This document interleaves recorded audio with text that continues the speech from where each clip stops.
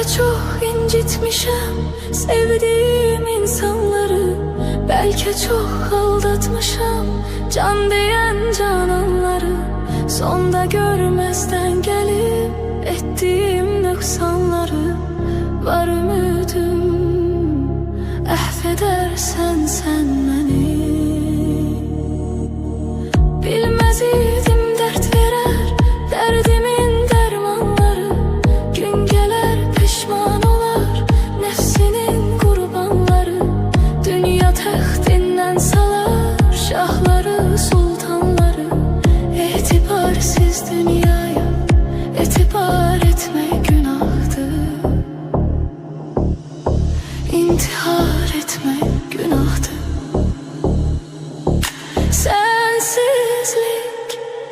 Sensizlik çok çetin dünyada, gəm yazılmış kismetim, kalmayıptı taqetim. Sevmeydi niyetim, şahit olmaz kalbime Allah'ımdan başka bir kez.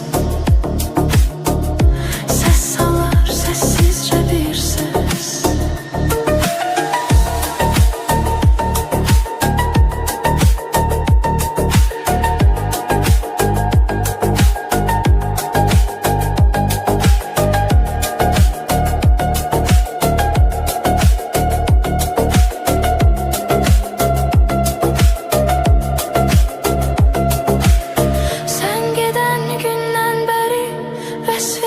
Sözler seni, ruhum ardıncan gelir, kölge tek izler seni.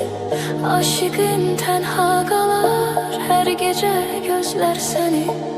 Hasretinle mahvedersen sen beni.